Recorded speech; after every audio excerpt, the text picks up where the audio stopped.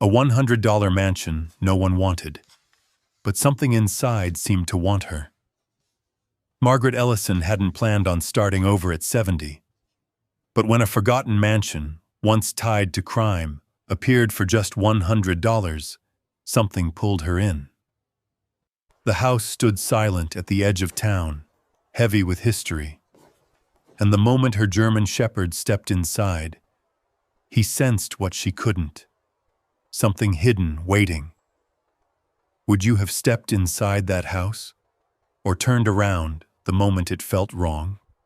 Margaret Ellison woke up the same way she had every morning for the past 2 years, not because she was rested, but because the pipes in the walls began knocking just before sunrise. A dull, uneven sound, metal against metal, like someone tapping from far away. She lay still for a moment, staring at the ceiling. The paint above her bed had started to peel in thin, curling strips.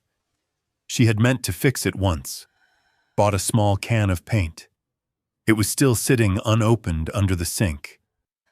The radiator hissed, then clicked, then settled. That was her alarm now. She pushed herself upright slowly, her joints stiff in that familiar wall that didn't hurt exactly, but never quite let her forget her age. The apartment smelled the same as always. Warm, dusty air mixed with something faintly sour from the old carpet that had been there long before she moved in. She reached for her robe. From the corner of the room, Bruno lifted his head. He didn't bark, never did in the mornings. He just watched her, dark eyes steady, as if making sure she was still there. "I'm up," she said softly, more out of habit than need. The German shepherd rose in one smooth motion. Even at his age, he moved with a quiet strength. His nails clicked once against the floor before he settled beside her, close enough that she could feel the warmth coming off him. He always stayed close, ever since Frank passed. Margaret shuffled into the kitchen, which was really just a narrow strip along one wall. The kettle went on. Same chipped mug, same tea bag. She didn't even think about it anymore. Her hands knew the routine better than she did. Outside the small window, the sky over Cleveland was a dull gray, the kind that never quite lifted even after the sun came up. Somewhere in the distance, a train horn echoed, low and tired. The factories that used to hum day and night had mostly gone quiet years ago. Now the sound came and went like a memory that didn't know where to land. Bruno stood by the door, watching. Not the hallway, just watching. Margaret noticed it, but didn't comment. She poured the hot water, let the tea steep, sat down at the small table that wobbled slightly if she leaned too hard on one side. There were envelopes waiting for her. 3 of them. She already knew what they were. The paper was different, but the weight of them felt the same. She slid one open with her thumb, careful not to tear it too much. Numbers. Always numbers. She read them once and then folded the paper back up neatly, as if putting it away would soften it somehow. "It'll sort itself out," she murmured. Bruno didn't move. He never reacted to the bills, never reacted to the phone either. That rang a little after 9. Margaret wiped her hands on a towel and picked it up on the 3rd ring. "Hello? Hi? Mom?" It was Claire. Her voice came fast, bright, like she was already halfway through another thought. Margaret smiled anyway. "Hi, sweetheart. Sorry, I can't talk long. I'm just stepping between meetings. I wanted to check in." "That's all right. I'm here." A pause. "How are you doing?" Margaret glanced around the apartment. The peeling ceiling. The thin curtains that never quite kept the draft out. The kettle ticking softly as it cooled. I'm fine, she said. She meant it in a way. Claire exhaled. Good, that's good. Listen, I might not make it out this weekend. Things are a little tight right now. That's all right. We'll do next week, for sure. Of course. Another pause. Shorter this time. I have to run, Mom. I'll call you soon, okay? I'll be here. The line clicked before she could say anything else. Margaret stood there for a moment, the receiver still in her hand. Then she set it down gently. Bruno had moved closer, not touching her, just near enough that if she reached out, her fingers would brush his fur. She didn't. Instead, she went back to the table, sat down, picked up her tea again. It had gone lukewarm. She drank it anyway. The rest of the morning passed the way it always did. Dishes rinsed and set to dry, the bed made, though no one would see it. A short walk down the hallway to check the mailbox, where nothing waited but flyers and someone else's overdue notice that had slipped into her slot by mistake. On the way back, she passed Mrs. Klein from 2B. "Morning," Margaret said. Mrs. Klein nodded, already turning away. "Morning." No conversation, no pause, just motion.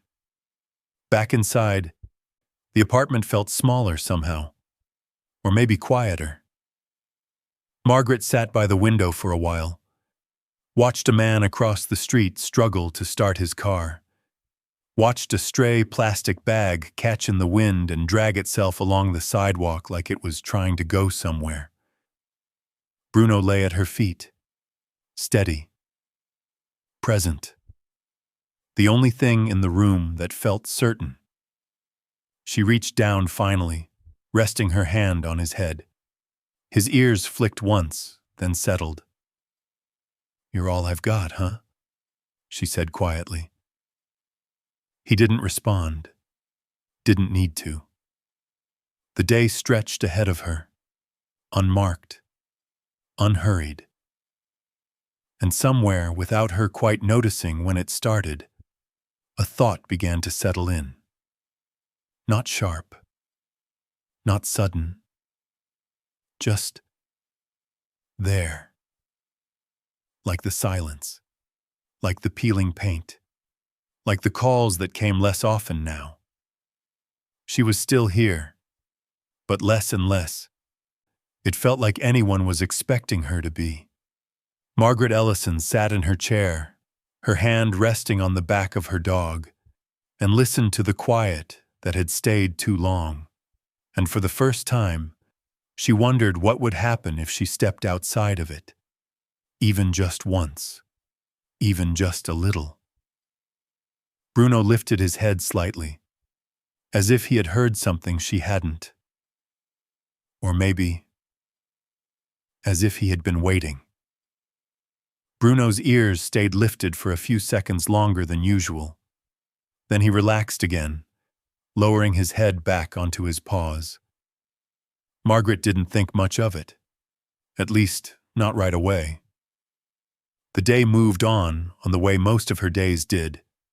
Slow, predictable, quiet enough that time seemed to stretch instead of pass. She washed the same cup she had used that morning, folded a towel that didn't really need folding, stood in the doorway for a moment, trying to remember what she had meant to do next. It came to her later. She needed bread. The corner store was only a short walk. 2 blocks down, past the empty laundromat with the flickering sign and the bus stop where no one waited anymore unless they had to. Bruno followed her to the door. "You stay," she said, reaching for her coat. He didn't move, just watched her. Just a quick trip. His tail gave one slow sweep against the floor. But he didn't argue. He never did.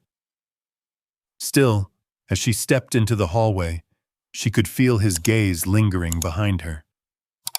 Outside, the air carried that familiar Cleveland chill, damp, metallic, like it had passed through too many empty factories before reaching the street. A thin wind pushed at her coat as she walked, tugging at the loose threads along the sleeve. The grocery store bell chimed as she stepped inside. Same smell, overripe fruit, cheap detergent, coffee that had been sitting too long. "Afternoon, Margaret," the cashier said without looking up. "Afternoon." She moved through the aisles slowly, taking her time, not because she needed to, but because there wasn't much waiting for her back home. A loaf of bread, a small carton of milk. She paused near the end cap where they kept the weekly flyers, stacked in uneven piles. One slipped loose as she reached for it. She almost put it back. But something, maybe habit, maybe nothing at all, made her open it. Page after page of sales she didn't need, tools she wouldn't use, furniture for homes bigger than hers. Then her eyes stopped. Near the bottom corner of a page, small print. Easy to miss. Confiscated property. Immediate transfer. Price $100. Margaret blinked. She leaned a little closer, adjusting her glasses. The paper crinkled softly under her fingers. An address followed. She knew that road. Everyone did. It stretched out past the edge of town, where the pavement cracked and the streetlights gave up one by one. People used to talk about that area years ago. Not loudly, not in detail, just enough to make it clear you didn't go there unless you had a reason. Margaret read the line again. $100. It didn't make sense. She folded the page carefully and slipped it into her coat pocket. At the register, she set her items down one by one. "That all for today?" the cashier asked. "Yes." The woman glanced up briefly, then did a double take when she noticed the flyer sticking slightly out of Margaret's pocket. "You looking at properties now?" she said, half amused. Margaret hesitated, then nodded once. "Just something I saw." "Let me guess," the cashier said, tapping the counter lightly. "Out past Ridgeway?" Margaret looked up. The woman gave a short laugh, not unkind, but not warm either. "Yeah, everyone's seen that ad." "What is it?" Margaret asked. The cashier shrugged. "Old place, big, been sitting there a long time." "Why so cheap?" Another shrug, this one slower. "Because nobody wants it." Margaret waited. The woman leaned in just slightly, lowering her voice without meaning to. "Used to belong to someone. Connected. That's what people say. Bad business. Lot of it tied to that house." Margaret felt something tighten in her chest. "Connected how?" The cashier shook her head. "Depends who you ask. But nobody's touched that place in years. Not for $100. Not for anything." A pause. "You thinking about it?" Margaret smiled faintly. "No, just curious." "Curiosity gets people into strange situations," the woman said, scanning the bread. Margaret nodded, though she wasn't sure she agreed. On the walk back, the wind had picked up. The flyer felt heavier in her pocket now. She told herself it didn't mean anything. Just an ad. Just a number printed on paper. When she opened the apartment door, Bruno was already there, waiting. He didn't greet her the way he usually did. No small movement. No soft tail wag. He stood still, eyes fixed on her. Or maybe on the pocket where the folded flyer rested. "That's new," she murmured, closing the door behind her. Bruno stepped closer. His nose twitched slightly, Then he turned his head toward the door again, listening. Margaret set the groceries down slowly. "You're acting strange today." He didn't respond. Instead, he moved to the door and sat, alert, focused, the same way he had been that morning. Margaret pulled the flyer out and unfolded it on the table. The words looked the same, plain, unremarkable, but now she noticed something she hadn't before. The wording, immediate transfer. No guarantees. She traced the address lightly with her finger. That road again. That stretch of land most people avoided without ever explaining why. Behind her, Bruno let out a low, almost inaudible sound. Not a growl, not quite a whine. Something in between. Margaret turned to look at him. He didn't move. Just kept his eyes on the door, as if something was out there, or as if something was waiting for them to come. That night, she couldn't sleep right away. The pipes knocked again. The radiator hissed. The same sounds, same rhythm, but something felt different. The quiet wasn't as empty as before. It felt occupied. She turned onto her side, staring toward the faint outline of Bruno at the foot of the bed. He wasn't lying down. He was sitting upright, watching the door. Margaret closed her eyes. "It's nothing," she whispered. But the thought didn't settle. It stayed there, persistent, like a small, steady pressure. By morning she had already decided, not fully, not out loud, but enough.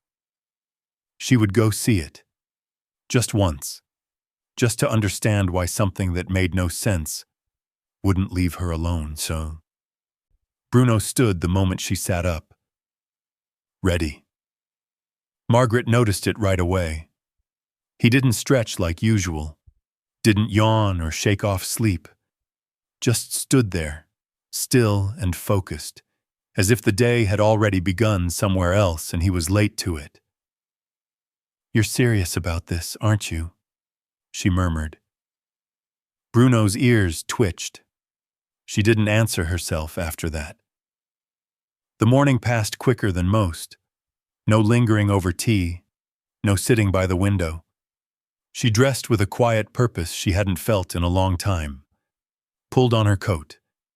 Checked the address again, twice before folding the flyer carefully and slipping it into her pocket. The drive took longer than she expected. The city thinned out gradually. Familiar streets gave way to cracked roads, then to stretches where houses sat farther apart. Then not at all. The buildings changed too, brick storefronts turning into boarded structures, then into empty lots with weeds pushing through the pavement. Bruno sat in the passenger seat, alert, not restless, not anxious, just watching. He followed the road with his eyes, head turning slightly with each bend, each passing sign. Once or twice he let out a low breath, almost like a quiet warning, but it never built into anything more. Margaret kept both hands on the wheel. The address led her past the last functioning gas station she recognized, past a rusted water tower that leaned just enough to look uncertain, then onto a narrower road where the asphalt broke into patches and gravel crunched under the tires. Trees closed in. Not thick, not dense, just enough to make the light feel dimmer than it should have been. She slowed the car. "This is it," she said softly, more to steady herself than anything else. The gate came into view without warning. Old iron, rust-eaten in places, wrapped in dead ivy that clung to it like it didn't know how to let go. Margaret stopped the car just short of it. For a moment, neither she nor Bruno moved. Then he stood, Not barking, not pulling forward, just standing, leaning slightly toward the windshield, his body angled as if trying to read something beyond it. Margaret stepped out. The air felt different here, cooler, damp in a way that didn't match the dry stretch of road behind her. The gate creaked when she pushed it open. A long, low sound that echoed further than it should have, as if the space around it carried sound differently. Gravel shifted under her shoes as she walked forward. The house revealed itself slowly. Not all at once. First the outline, dark against the pale sky. Then the details, stone walls, tall and uneven, covered in vines that had grown thick enough to look like they belonged there. Windows clouded over, but not broken, not abandoned in the way she expected. It stood there, intact, still, like it had been waiting. Margaret stopped a few steps from the front door. "It's bigger than I thought," she whispered. Bruno stepped up beside her. Close, closer than usual. His tail was low, not tucked, just lowered. His ears moved constantly, catching sounds she couldn't hear. His nose lifted slightly, testing the air. He didn't like this, but he didn't back away either. Margaret reached for the door. Her hand hovered for a second. Then she pushed. The door opened with resistance, the wood dragging slightly against the floor before giving way. A rush of air slipped out past her, cool, stale, carrying a mix of damp wood and something metallic she couldn't quite place. Inside, the light changed. Not darker, just softer, muted. The entryway stretched upward farther than she expected, a ceiling that disappeared into shadow, a staircase curving along one wall, its railing carved with details worn smooth by time. Bruno hesitated. For the first time since they had arrived, he didn't follow immediately. Margaret glanced back at him. "It's all right," she said gently. He didn't move. Then slowly, he stepped across the threshold.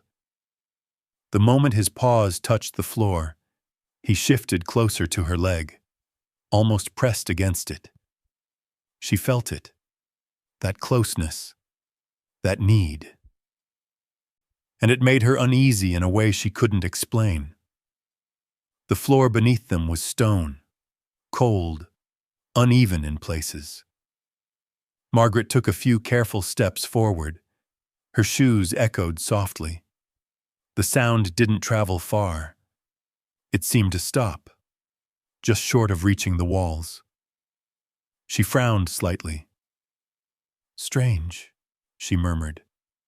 The house didn't creak much. That was the first thing she noticed. Old places usually did. Settling sounds, shifting wood, the constant quiet noise of age. This one didn't. It was still, not empty. Still. She moved deeper inside. A doorway opened into what might have once been a sitting room. Dust coated everything, but not thick enough to suggest decades of neglect. More like years, maybe less. Another doorway led into a narrow hallway. Too narrow. The proportions felt off. She stepped toward it, then paused. Something about it didn't sit right. Behind her, Bruno let out a low, uncertain sound, not loud, but enough. She turned back. He was watching the hallway, body stiff, head slightly lowered, not aggressive, but cautious. "All right," she said quietly. "We'll take it slow." They moved back toward the main room. Margaret walked along the wall, brushing her fingers lightly against the surface. The plaster felt solid, cool. No obvious cracks, no signs of collapse. Not falling apart, she said, almost to convince herself. The windows were intact, clouded but whole. The air, though, it carried something. Not just dust, something older, something that had been sealed in. Bruno suddenly shifted. His head turned sharply toward the far end of the room. Margaret followed his gaze. Nothing there. Just another doorway.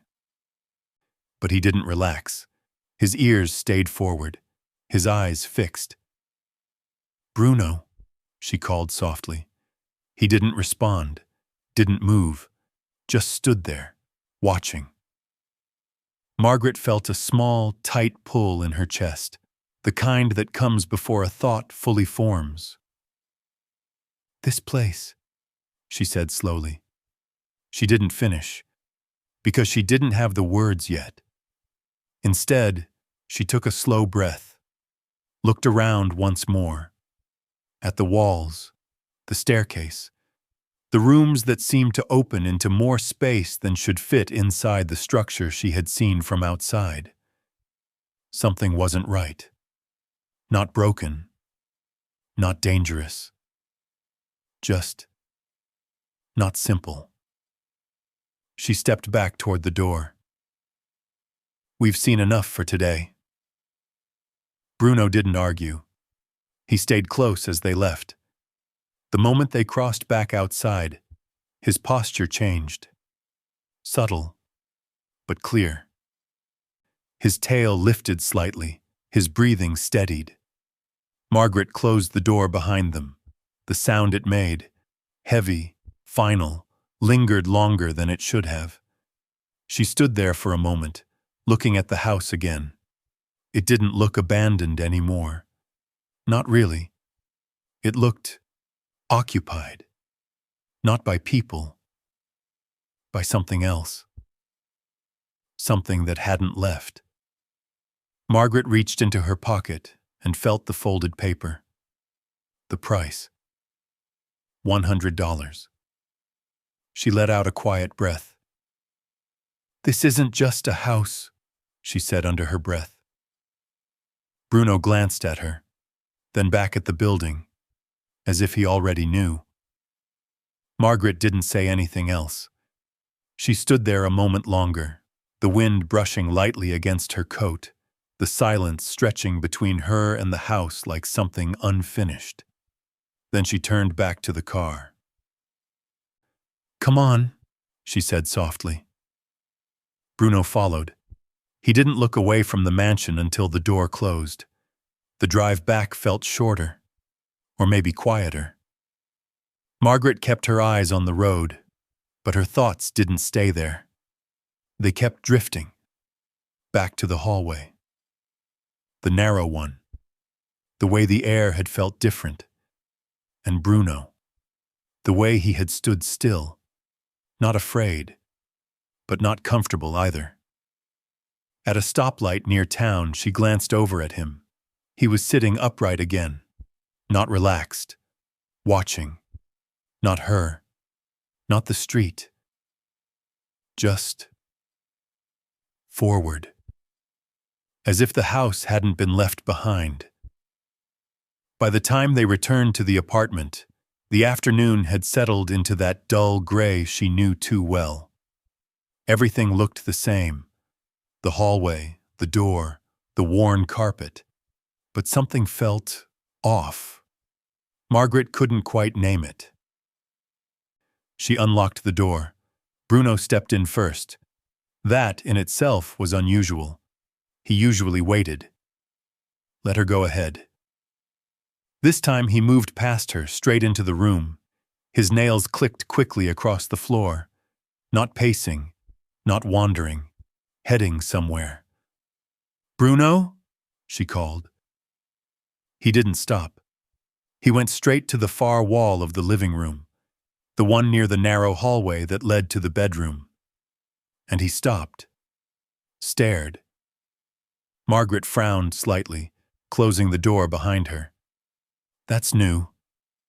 She set her purse down slowly and walked toward him. What is it? Bruno didn't respond. He leaned forward slightly, sniffed, then took a step back, and scratched. Not hard, just once. A testing motion. Margaret blinked. There's nothing there. He scratched again, this time a little firmer. A low sound followed, soft, uncertain, almost like a question. Margaret stepped closer, ran her hand along the wall. Flat, solid, nothing unusual. "Come on," she said gently. "Leave it." Bruno didn't move. His ears shifted, his eyes stayed fixed. Then he sat, right there, facing the wall, waiting. Margaret stood beside him for a moment longer, then shook her head lightly. Strange dog. But there was no irritation in her voice, only curiosity. The evening settled in quietly. Dinner was simple. Bread, a bit of soup warmed on the stove. Margaret ate at the table, but her attention kept drifting toward the living room, toward Bruno. He hadn't moved much. Every now and then he would shift position, stand, sit again, but always facing that same section of wall. Not restless, not agitated, focused. Margaret carried her bowl to the sink and rinsed it slowly. "You're going to wear a hole in the floor at this rate," she said, glancing over her shoulder. Bruno didn't react. The light faded outside. Shadows stretched across the room. And still, he stayed there. Later, Margaret settled into her chair by the window. The same chair. The same view. But she wasn't watching the street tonight. She was watching him. Every small movement. Every shift of his ears. At one point, he stood again, walked up to the wall, pressed his nose close, then let out a low, soft whine, not loud, but enough to make her sit forward. "Bruno." She stood, walked over. "What are you hearing?" She pressed her own ear lightly against the wall. Nothing. Just silence. The kind she knew well. The kind that filled her apartment every night. Oh. She tapped the surface with her knuckles. A dull, solid sound.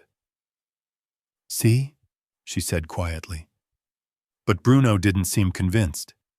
He stepped back, then scratched again, this time harder. The sound of his nails against the wall was sharp in the quiet room. Margaret reached out, placing a hand on his collar. "All right, that's enough." He resisted for a second, just enough for her to notice. Then he let himself be guided away. But not far, only a few steps. Then he sat again, watching. That night, the apartment didn't feel the same.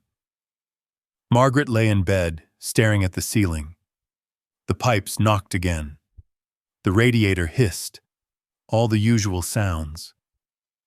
But something had shifted. The quiet wasn't empty anymore. It felt interrupted. Her eyes drifted toward the doorway. The bedroom door was open just a crack. Through it, she could see Bruno. He hadn't come in. He was lying in the hallway, facing the living room, facing that wall, guarding it, or waiting for it. Margaret turned onto her side. "This is ridiculous," she whispered, but her voice didn't carry much weight. She listened, not to the pipes, not to the radiator, but to the silence between them. For a moment, she thought she heard something. A faint sound. A soft thud. Distant. Then it was gone. She held her breath.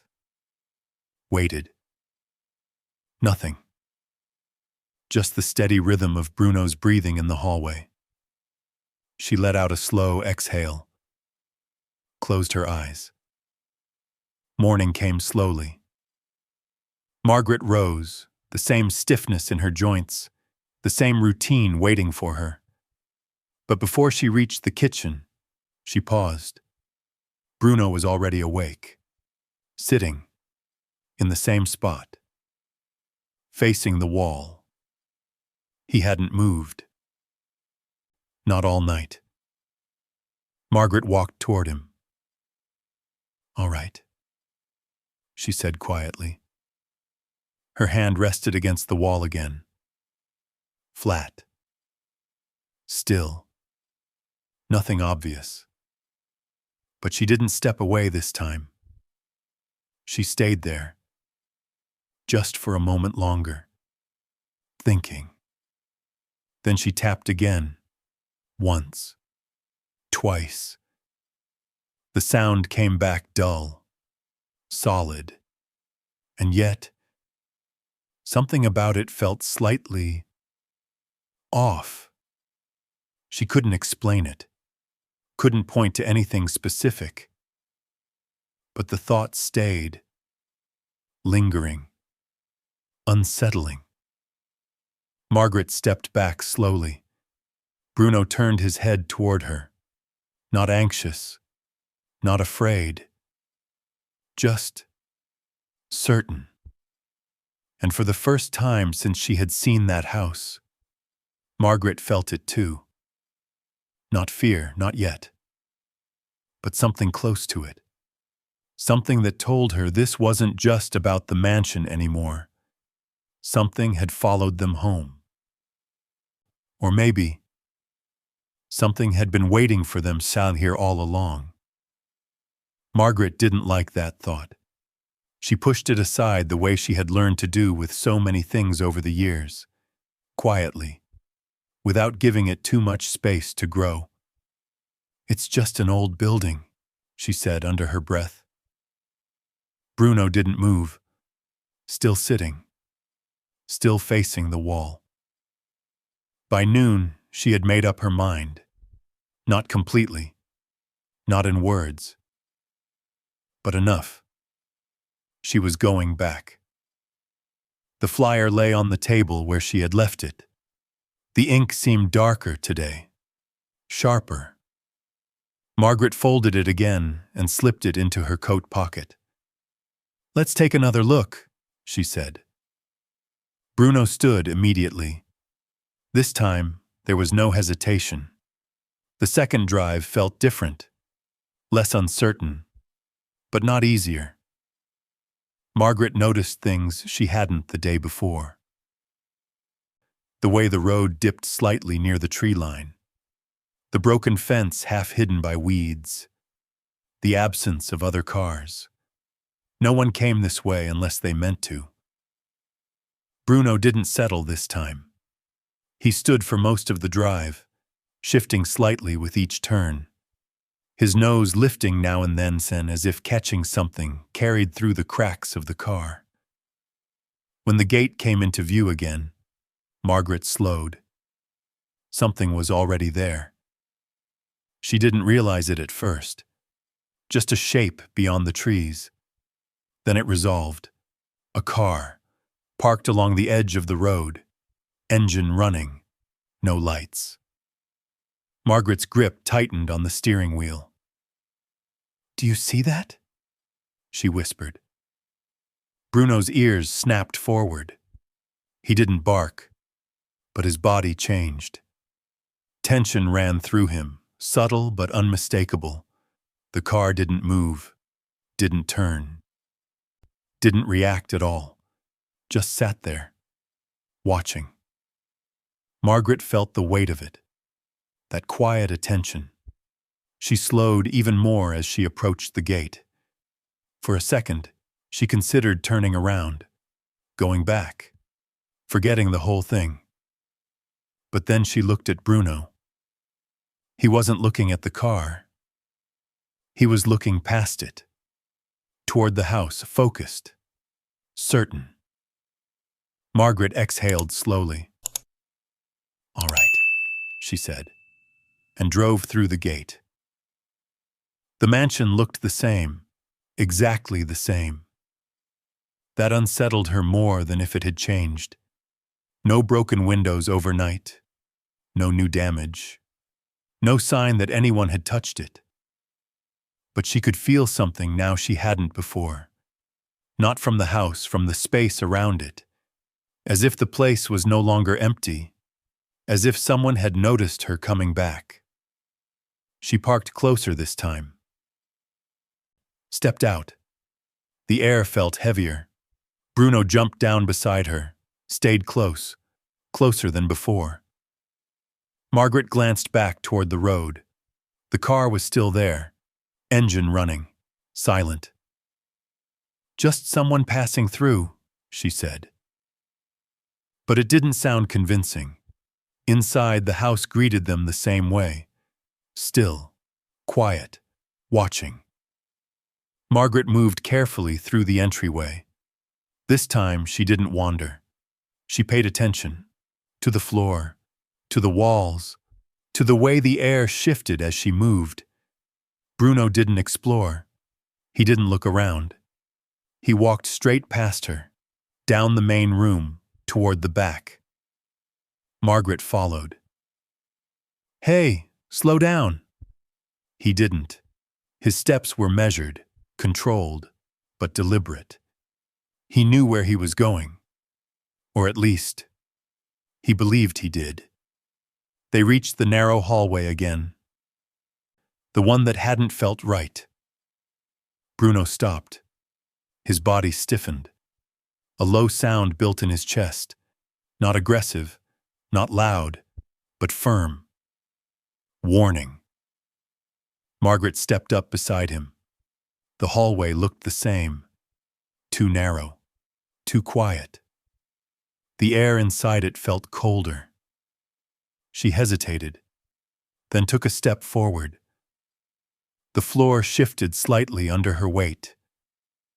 Not unstable, just uneven. She glanced down. Then she saw it. Footprints. Faint. Barely visible in the thin layer of dust. Not hers.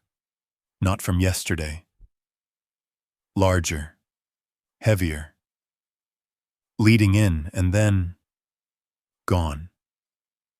They didn't lead out. Margaret's breath caught. "Bruno," he growled. Low, steady. But not at the hallway. At the wall beside it.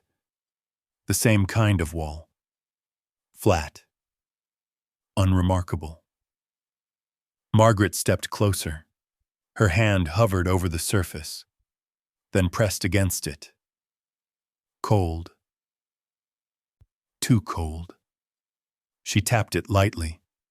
The sound echoed. Not much. Just enough to notice. Different. From the others. She pulled her hand back slowly. Behind her, a sound. Distant. From outside. A car door closing. Margaret turned sharply. "Did you hear that?" Bruno spun toward the entrance. Alert now. Fully alert. The growl deepened. Margaret moved quickly back through the house, each step louder than before, faster. When she reached the front door, she didn't open it right away. She listened. Silence. Then, a faint crunch of gravel. Someone walking. Not toward the house. Around it. Margaret's hand tightened on the handle. "Stay," she whispered. Bruno didn't stay. He pressed closer. Ready. She opened the door. The light outside felt too bright for a moment. She stepped out, looked toward the road. The car was still there, but now, the driver's door stood open. No one inside. Margaret scanned the tree line. Nothing. Just branches moving slightly in the wind. But the feeling didn't leave. That sense of being watched. Measured. She stepped back. Closed the door. Locked it. Her heart was beating faster now. Not panic, but close. She turned back toward the hallway. Toward the wall.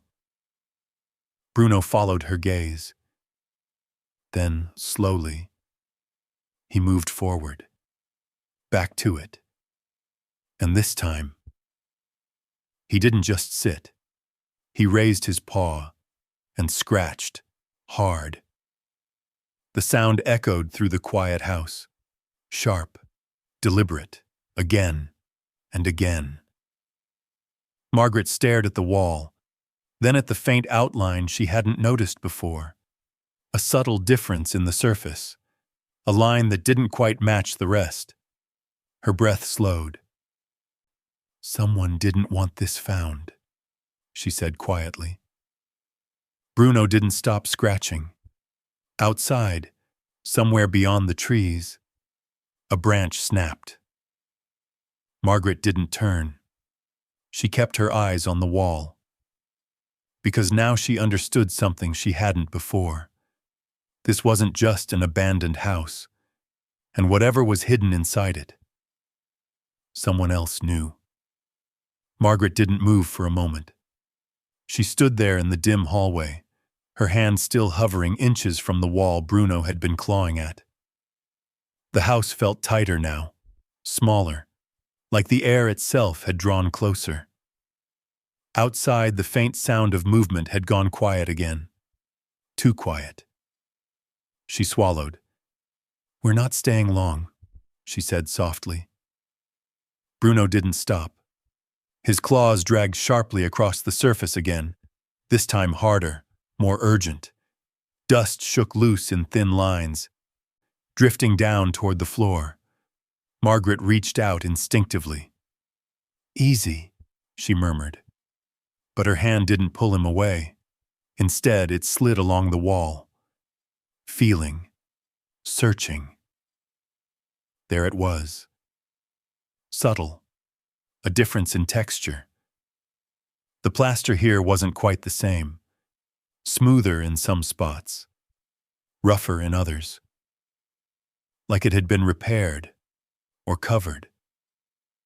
Her fingers pressed in. Firm. Cold. She stepped back slowly. Her eyes moved along the edges of the section. The faint line she had noticed earlier now stood out more clearly. A seam. Hidden. But not perfectly.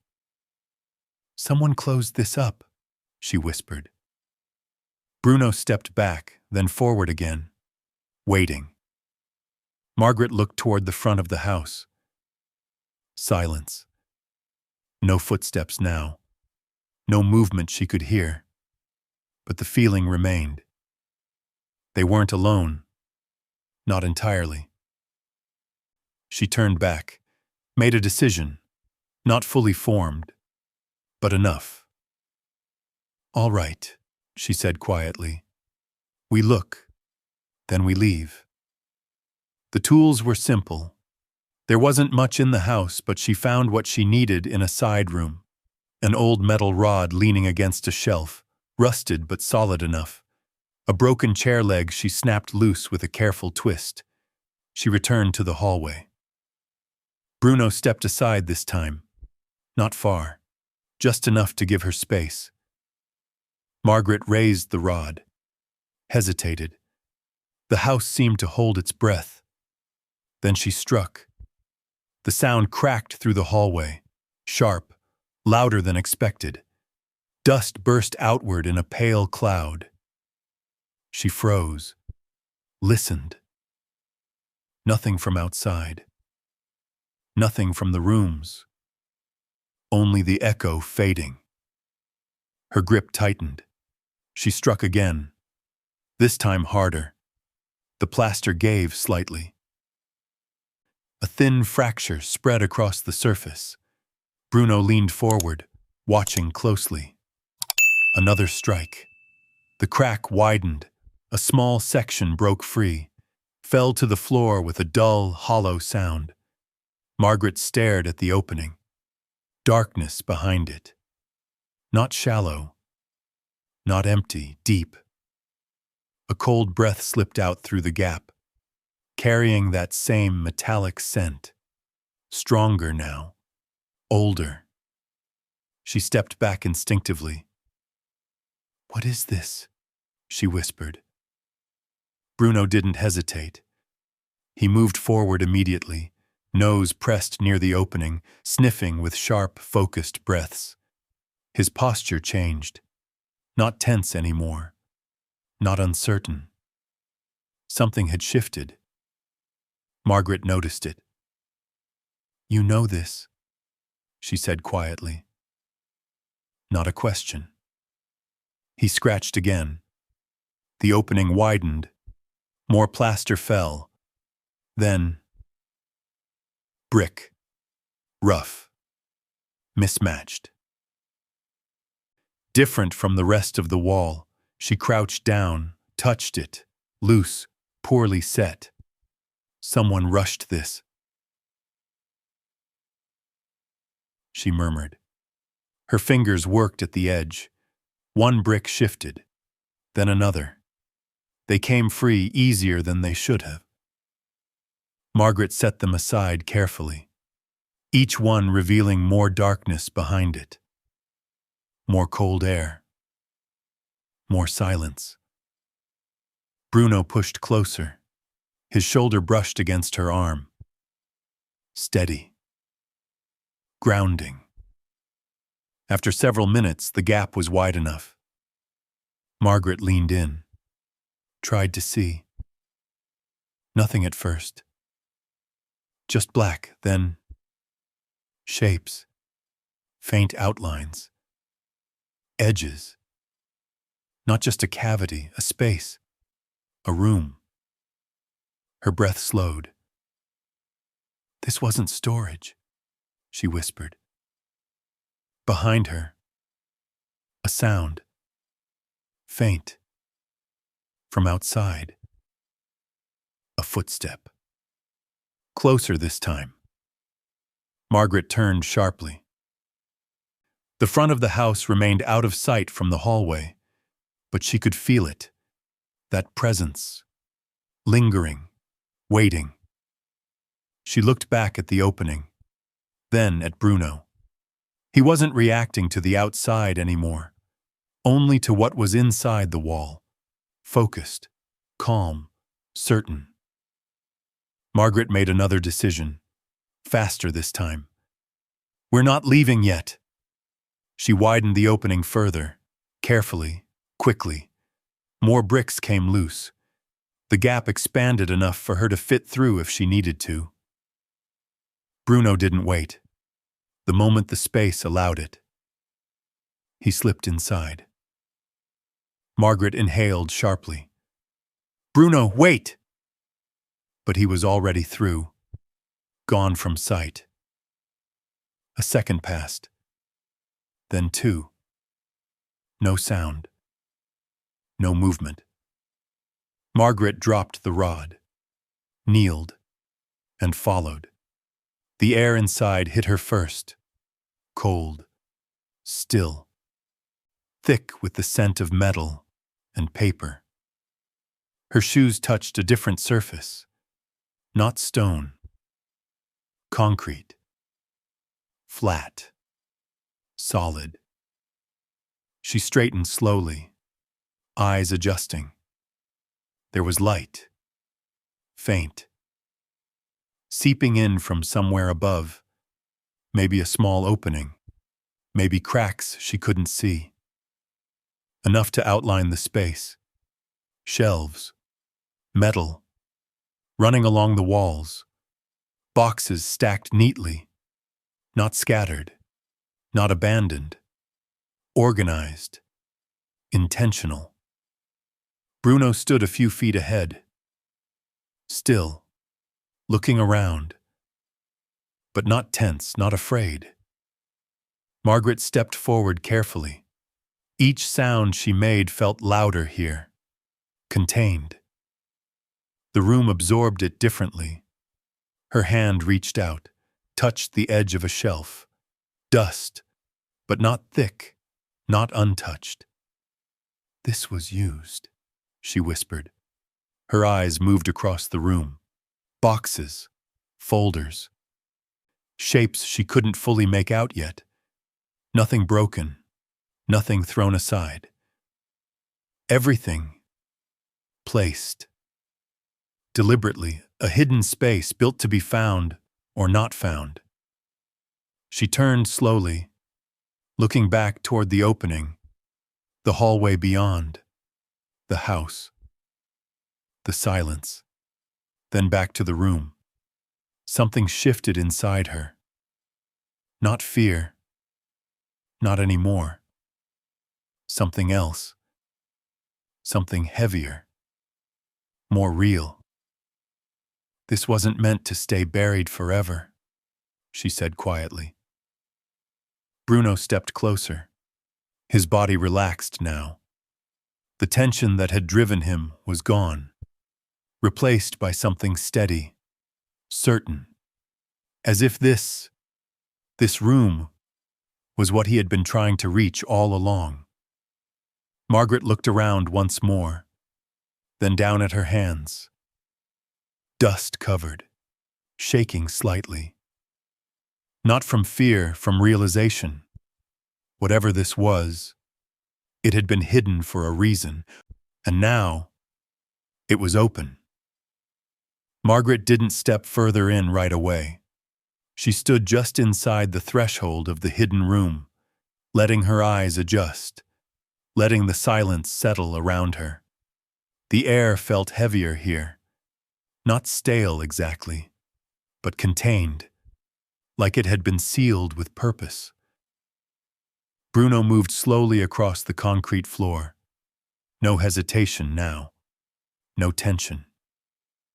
He sniffed along the shelves, then paused beside one of the metal cabinets. His tail hung low, but relaxed, his breathing steady. Whatever had unsettled him before was gone. Margaret noticed that. "You're not afraid anymore," she said softly. Bruno glanced back at her briefly, then returned his attention to the shelves. Margaret stepped forward, carefully. Her shoes made a dull sound against the floor, not echoing, just absorbed. She reached out toward the nearest box. Cardboard, sturdy, labeled, not clearly, but marked with small symbols, lines, numbers, nothing that made immediate sense. Her fingers brushed the surface. A thin layer of dust came away, but not much. "These weren't left here to rot," she murmured. She lifted the lid. Inside, files. Stacks of them, bound together with faded clips and string. She pulled one out slowly. The paper felt thick, old, but preserved. Her eyes moved across the first page. A name, a date, a photograph clipped to the corner. A woman, mid-30s maybe, looking straight at the camera. Below it, a single word written in careful, deliberate ink. Relocated. Margaret blinked. "What does that mean?" she whispered. She flipped the page. More details. Addresses. Dates. Notes written in tight handwriting. Not messy. Not rushed. Careful. Precise. Her breath slowed. This wasn't random. This wasn't abandoned paperwork. This was organized, intentional. Behind her, Bruno shifted slightly, not reacting to her, to something else.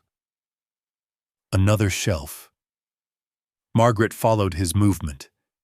He had stopped in front of a smaller box. Metal. Rust beginning to form along the edges, but still sealed. She knelt beside him. "All right," she said quietly. Her fingers found the latch. It resisted for a moment, then gave. The lid creaked open. Inside, photographs. Dozens of them, wrapped in thin paper that had yellowed with age. Margaret lifted one. Her hands moved slower now, more careful. The image came into view. A group of people, standing outside the house. This house. But it looked different. Cleaner. Alive. Men in dark coats. Women beside them. Children in the background. And in the center. A man. Margaret recognized him immediately. Even after all these years, she had seen his face once before, in the newspaper, long ago, when stories about that road had still been spoken out loud. His name surfaced slowly. Victor Salerno. The man they said had controlled half the city's underworld before everything collapsed. Margaret stared at the photograph. He didn't look like the man she remembered from the headlines. Not here. Here. He looked ordinary. Tired even. One hand resting lightly on the shoulder of a child standing beside him. Not threatening. Not powerful, just present. "That doesn't make sense," she whispered. Bruno sat down beside her. Quiet. Still. She placed the photograph back carefully, reached deeper into the box. More images. More faces. Some repeated, some not. Different people. Different moments. All tied to this place. Her chest tightened. "This wasn't just his house," she said slowly. Her voice barely carried. "It was something else." She closed the box gently, then turned back to the shelves. Her eyes moved faster now, taking in details. Boxes labeled with dates. Folders stacked in rows. Everything in order. Everything deliberate. She reached for another file, opened it. A child this time. A boy. No older than 10. Photograph clipped. Name written beneath. Then, relocated. Again. The same word. Margaret felt something shift in her chest. Not fear. Something deeper. Confusion. Understanding. Just out of reach. She turned another page. More notes. Careful handwriting. Short entries. Dates. Locations. Outcomes. Safe. Gone. Moved. Protected. She stopped. Her fingers tightened slightly around the paper. "Protected," she repeated under her breath. Bruno lifted his head, watching her now. Not the room, her. As if waiting for her to catch up. Margaret exhaled slowly. "This wasn't a criminal hideout," she said, her voice steadier now. "This was something else entirely." She looked around the room again. Really looked. Not at the darkness. Not at the hidden walls. But at what was here. Records, stories, lives, carefully tracked, carefully hidden. She stood slowly. Her knees protested slightly, but she didn't notice. Her attention was elsewhere. "This man," she said quietly. Whatever he was out there, she gestured vaguely toward the world beyond the walls. In here, he was doing something different. Bruno stood with her. Moved closer. Calm. Grounded. The urgency that had driven him was gone now, replaced by stillness. Certainty. Margaret walked slowly along the shelves, her hand brushing lightly against the boxes as she passed. Each one felt important. Not dangerous. Not chaotic. Intentional. She stopped near the far wall. There was another object there. A notebook. Smaller than the others. Worn. Its edges softened by time. She picked it up carefully. Turned it over. No label. No markings. Just weight. She opened it. The first page held only a single line, written in the same careful hand she had seen in the files, for those who were never meant to be found. Margaret's breath caught. She read it again. Slower. The words settled differently this time. He hadn't been hiding people. He had been saving them. Quietly. Without recognition, without proof. She closed the notebook slowly. Her hands were steady now, more than before. The room felt different too. Not heavy, not threatening, just full. Full of something unfinished, something that had been waiting. Bruno stepped forward again, but this time, he didn't search. He simply stood beside her, as if his part was done.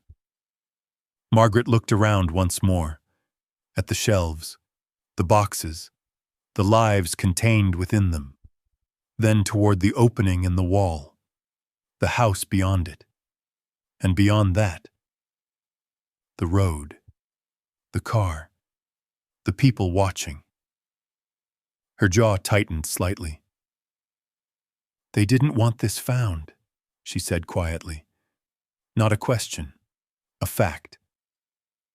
Bruno didn't move, didn't react. But he didn't need to. Margaret understood now. Whatever this place had been, whatever it had held, it still mattered.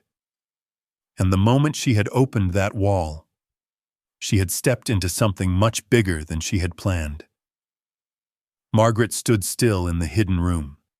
The weight of that realization settled slowly. Not like fear, not like panic. Something steadier, heavier. Bruno leaned lightly against her leg, grounding. She exhaled and closed the notebook, placing it carefully back where she had found it. "We can't stay down here," she said quietly.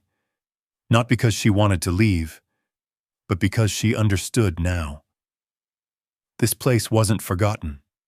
It was being kept that way. She moved toward the opening in the wall.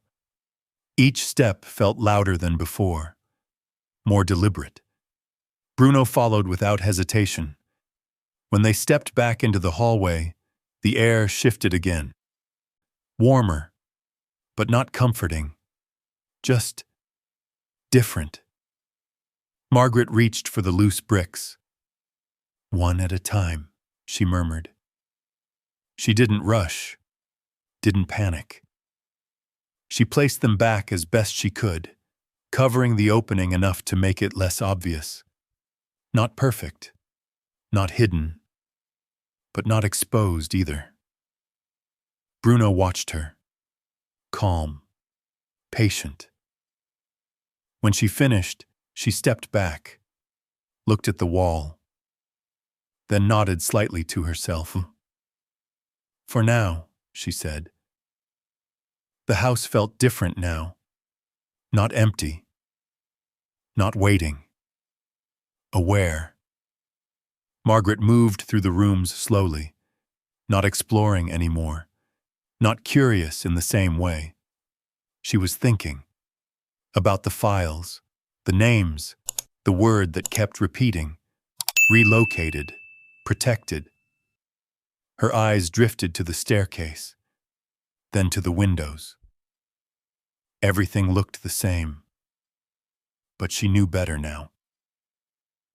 The house hadn't changed. Her understanding had. A sharp sound broke the silence. Glass, shattering.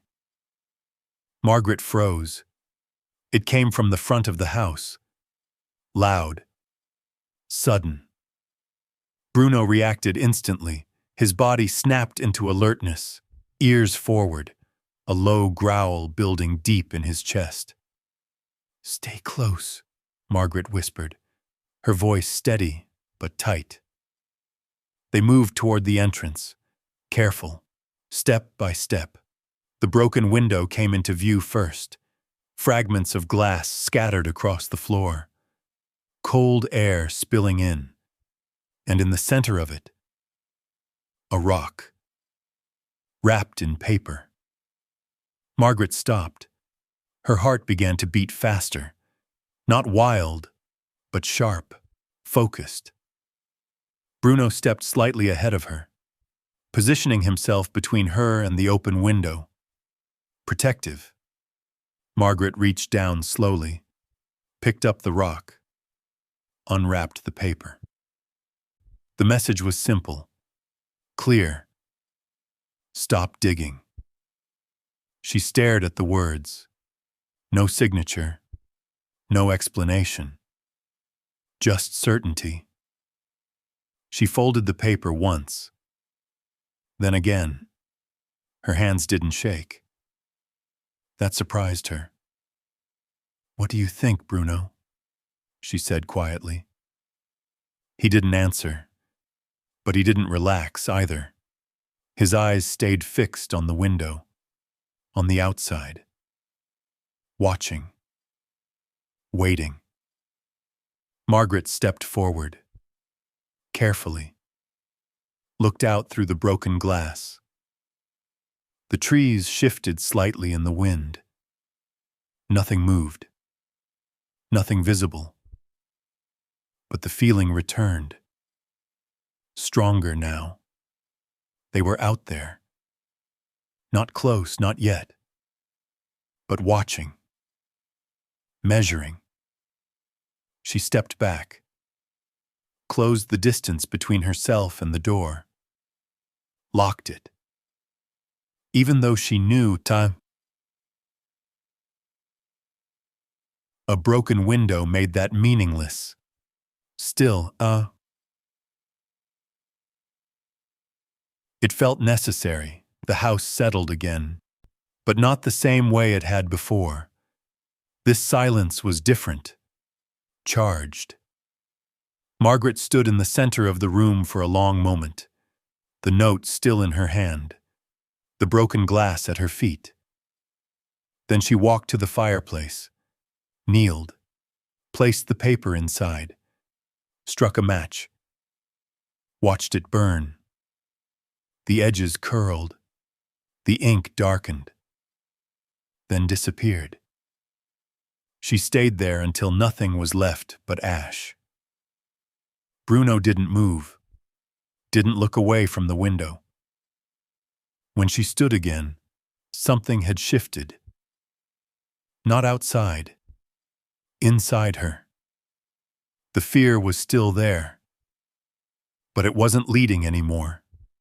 It was following. She walked back toward the hallway, toward the wall. Her steps slower now, more deliberate. She stopped in front of it, rested her hand against the surface. Cold, steady.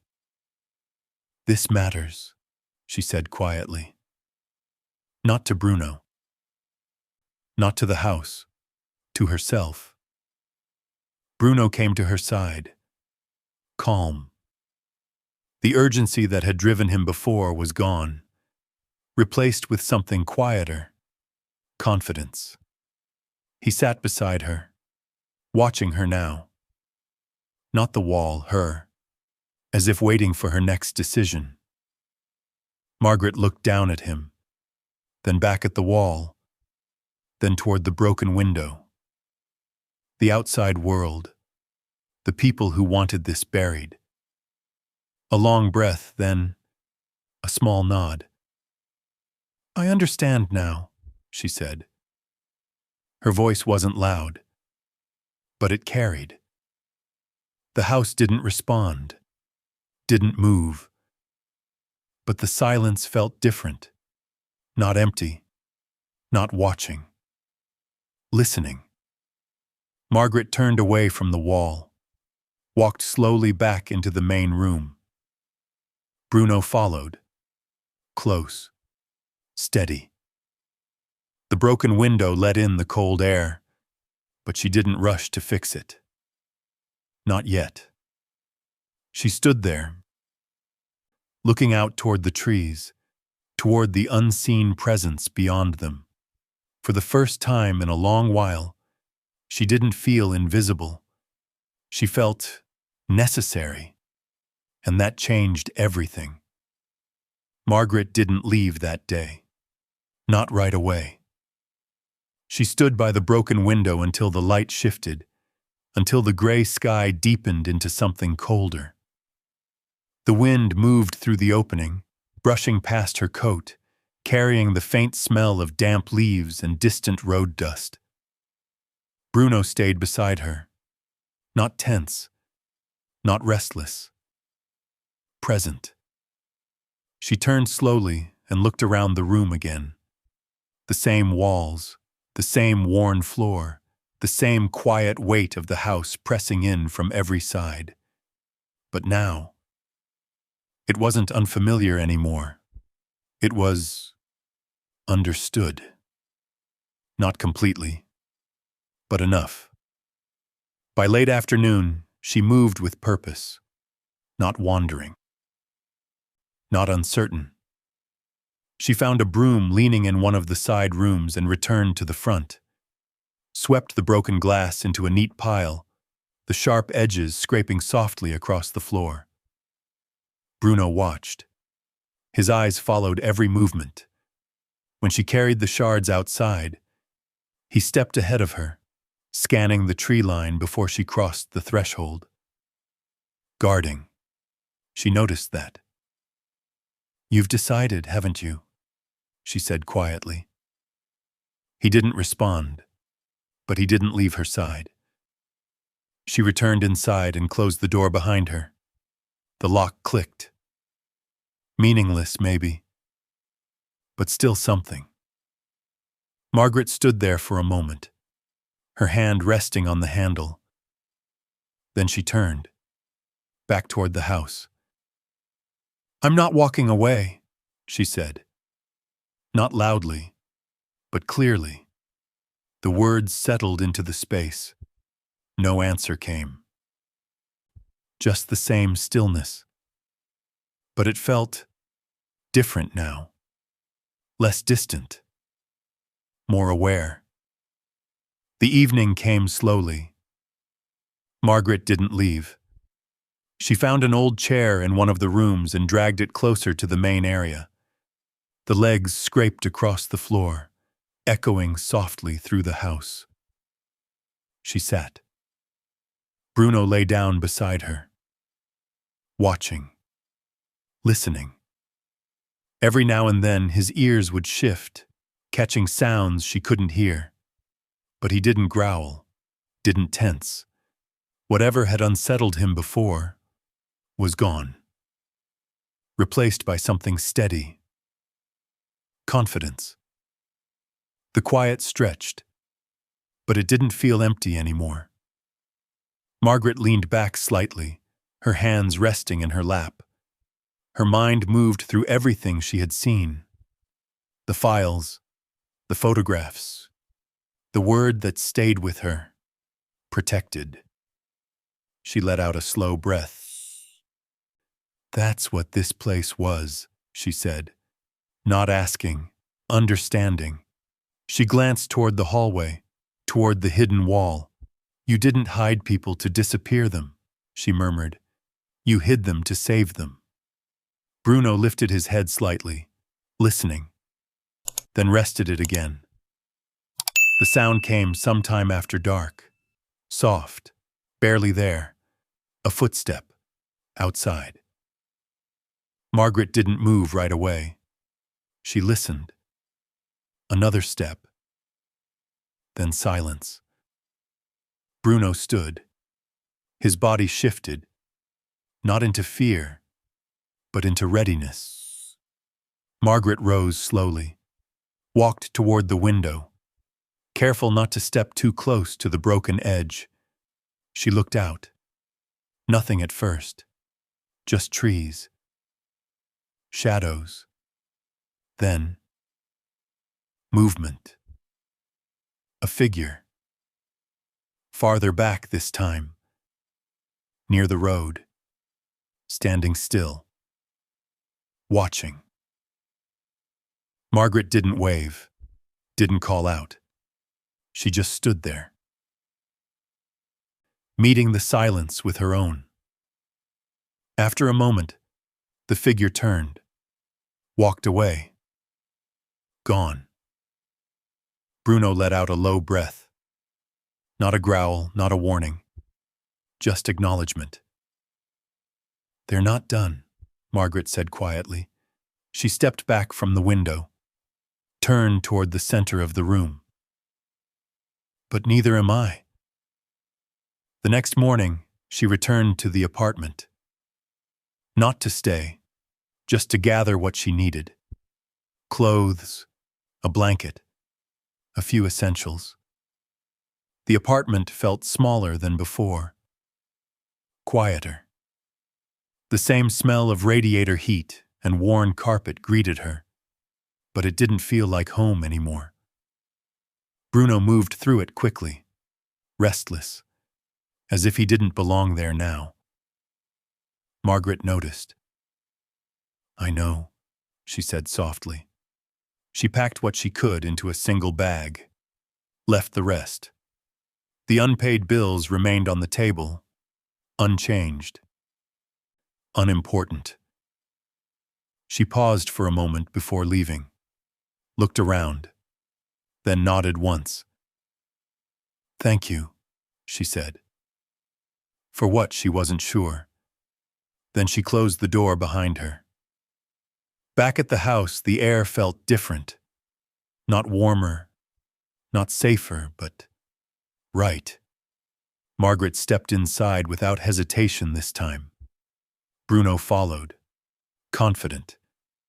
They moved through the rooms together, not as visitors, not as strangers, as if they belonged. The first person arrived 2 days later.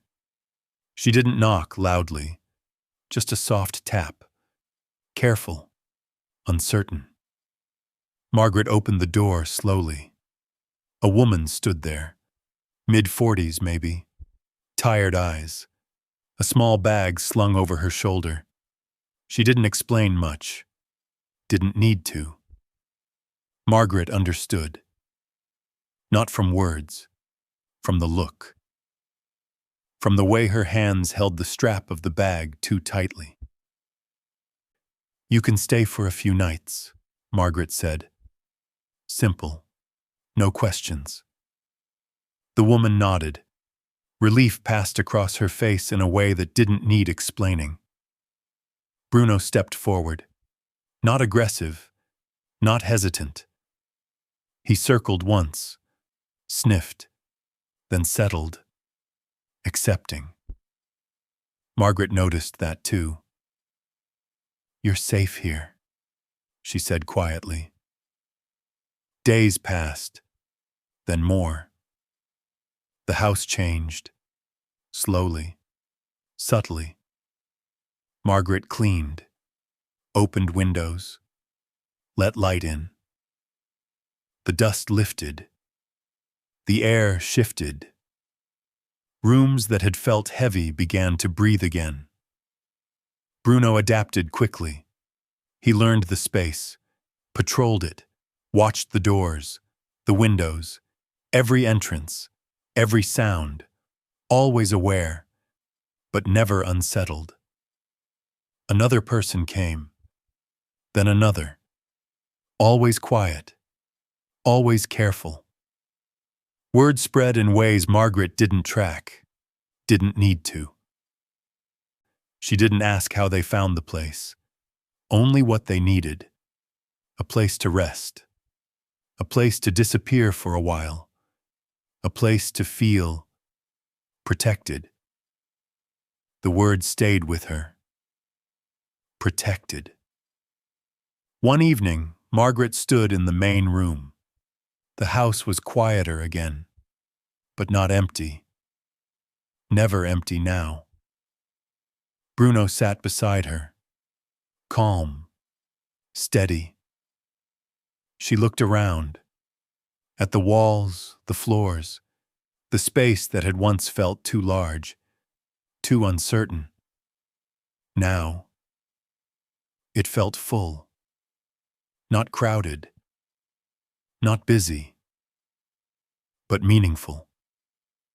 She exhaled slowly. "I wasn't supposed to find this," she said. Bruno glanced at her, then back toward the hallway, toward the hidden wall. Margaret followed his gaze, and for the first time, she didn't feel like she had stumbled into something by accident. She felt like she had stepped into something that had been waiting. Not for just anyone, but for someone who wouldn't walk away. And she hadn't. Time didn't rush forward. It moved the way it always had in that house. Quietly, without asking permission. Days folded into weeks, weeks into seasons. Margaret stopped counting somewhere along the way. The road out front stayed the same, cracked, half forgotten, but fewer cars came now. The ones that did passed slowly, as if unsure whether to look or keep going. Most chose not to stop. The ones who did already knew why they were there. The house no longer felt abandoned. It never became busy. That wasn't its nature. But it changed. The air shifted first. Warmer, lighter. Windows that had once held dust now held sunlight. Curtains, simple, mismatched ones Margaret had found and cleaned, moved gently with the breeze. The scent of damp wood faded, replaced by something softer. Soap, bread, sometimes coffee. Life. Bruno adjusted before anyone else did. He learned every sound the house made, every footstep, every voice. He moved through the rooms with quiet certainty, never barking without reason, never reacting without cause. When someone new arrived, he watched first, always watched, then decided. If they stayed, he accepted them. If they didn't, he followed them to the door and waited until they were gone. Always aware, always steady. Margaret aged the way people do when they finally stop fighting time. Slowly, gracefully. Her hands grew thinner, her steps a little more careful, but her presence, that grew stronger. She didn't raise her voice, didn't give speeches. She didn't need to. People listened to her because of the way she stood, the way she looked at them, the way she never asked questions they weren't ready to answer. "You can stay," she would say. That was enough. The hidden room remained sealed. Margaret made sure of that. Not perfectly, but carefully. The bricks went back into place, the seam disguised as best she could manage. She didn't erase it completely. She just made sure it wouldn't be found, by accident. The files, the photographs, the notebook, those she didn't leave untouched. Over time, she read them, not all at once, never rushing, a few pages at a time. Names, stories, fragments of lives that had once needed to disappear to survive. She didn't speak about them, not to the people who came, not to anyone. But she carried them, quietly, the way the house had before her. The outside world moved on. It always does. The stories about the road faded again. People stopped mentioning the house in the same hushed tones. New concerns replaced old fears. The car that had once idled near the trees never came back. Or if it did, it didn't stay. Margaret noticed that. She didn't question it. Some things don't need to be explained to be understood. Claire called more often. At first, it was curiosity, then concern. "You moved where?" she had asked the first time Margaret mentioned it. Margaret had described it simply. A house.